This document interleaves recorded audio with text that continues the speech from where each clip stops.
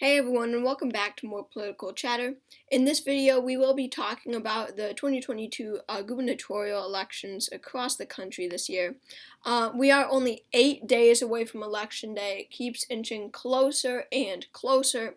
We're almost there. Voters across the country will turn out, vote for their governor, vote for their senator and representative, whatever it may be.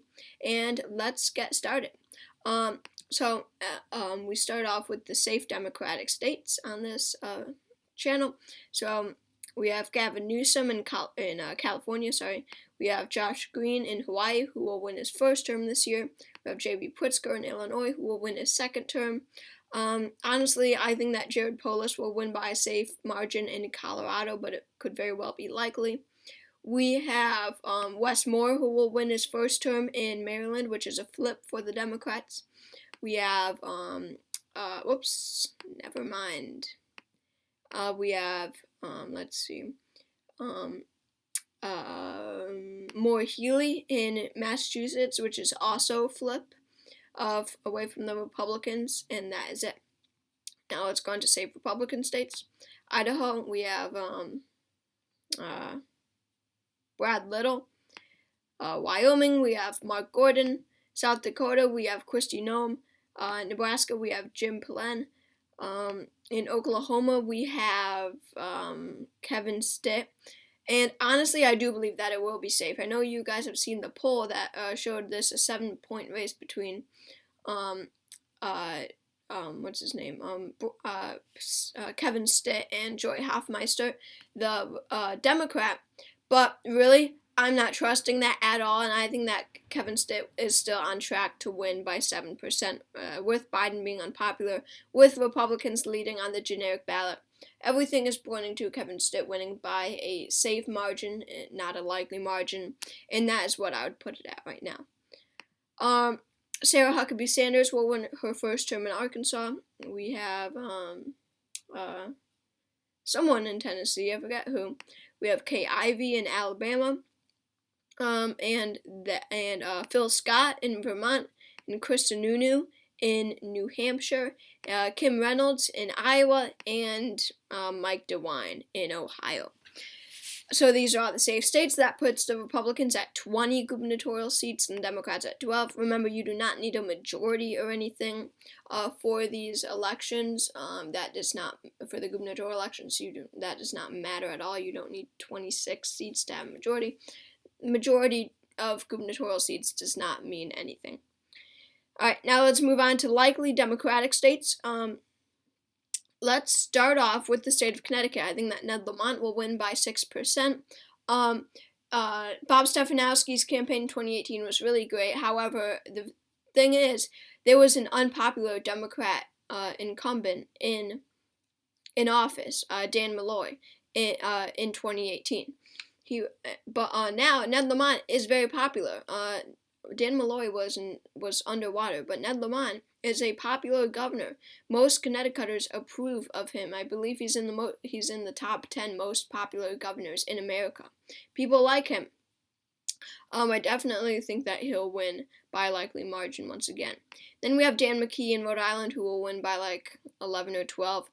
He's like one of the most unpopular governors in America, but Rhode Island is just so Democratic, and there's not a strong Republican challenger, so Dan McKee will win. Then we have Janet Mills in Maine. She's the incumbent Democrat. She will win her second term. Just that Paul LePage, the Republican, is too aligned with Trump. He's not a very good candidate for Republicans in Maine. You have to be like very independent or very what's the word that I'm thinking of?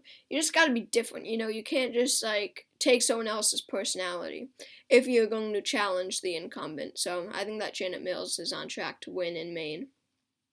New York will be probably a 13-point race. I've had this safe Hochul for since my very first prediction. I never thought that it would be likely, but in the recent weeks, Lee Zeldin, the Republican, has narrowed things up big time. You should have seen the rally that he held in Long Island 2 days ago, I believe it was now, maybe 3. Ron DeSantis came, and it was a huge turnout. the biggest turnout of any rally, Democrat or Republican, that we have seen in these gubernatorial elections. The biggest turnout. And Lee Zeldin is a very popular guy. You know, he's definitely increased his chances, but at the end of the day, he really has much of a shot as winning as Beto in Texas. He's not coming close. Let's move on to. That's it, actually.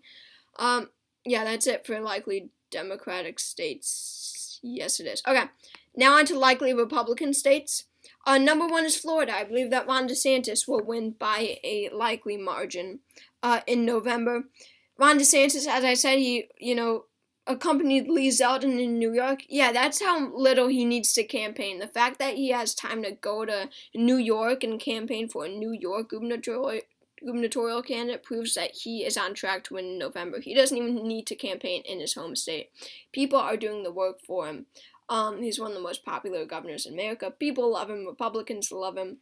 And hey, just saying, for the presidency in 2024, sometimes the pawn becomes the king. And I think that DeSantis has brighter futures than just being reelected as governor in 2022. I also think that Georgia will be decided by 5 to 6 points. Florida will be decided by probably 8 to 9. But Stacey Abrams really had the energy in 2018. That's the Democrat running. But she still lost in 2018. And now with, a pretty popular incumbent Republican, Brian Kemp, he really is going to be on track to win because of that loss of energy that Abrams has suffered. She just doesn't have that same type of energy that she had in 2018. And that goes for a lot of candidates, like Beto in Texas. I'll bring him up again. And Gretchen Whitmer in Michigan. A lot of these candidates just do not have that same type of energy. South Carolina, I think, will go to Henry McMaster by probably 13 or 14%. Just that Joe Cunningham is a very popular Democrat, not necessarily in South Carolina, but across the country. He's very well known. He's getting donations from a lot of people outside of South Carolina. He's young, he's got new progressive ideas, but it's South Carolina. It went to Trump by 11% in 2020. Now let's move on to Texas. I think that Greg Abbott will win by a likely margin. He will win his 3rd term as Texas governor. As I was talking about with Stacey Abrams, Beto just doesn't have that same energy as he had when he ran for Senate in 2018. Things are a lot different now with Biden being unpopular, and especially with Hispanics shifting to the Republican Party in such high numbers. Beto definitely had this strong support of Latinos and Latinas in Texas in 2018, and he still does, of course, for the majority of them. But now, a lot of them are disapproving of Joe Biden, and a lot of them will not be encouraged to go out and vote for the Democrats. That means they won't be encouraged to go out and vote for Beto. That is, and I am actually moving. I'm changing one state from lean Republican to likely Republican. That being the state of Alaska. I've had it as lean Republican for a while now because there is an independent in the race, Bill Walker, who is a former governor of Alaska.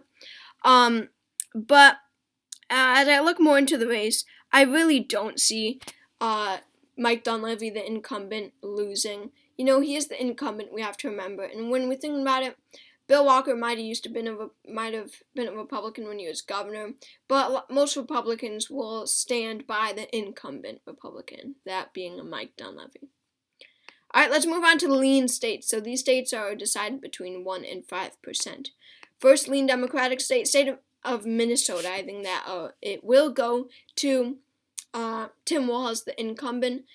Scott Jensen is the Republican opponent. Very boring race here. Neither candidate is that interesting, but Minnesota did go to Biden by what? Jeez, why did I suddenly forget? Maybe 8 or 9%, I think it was. And with Biden being disapproved of here and everywhere, I think that that Tim Walz will win, but by a much more narrow margin than Joe Biden, but very close to becoming a likely margin. So around 5%, very close to being 5%. Michigan, I also think, is a lean Democrat. Here we have Gretchen Whitmer, the incumbent, running for a second term. She was elected in 2018.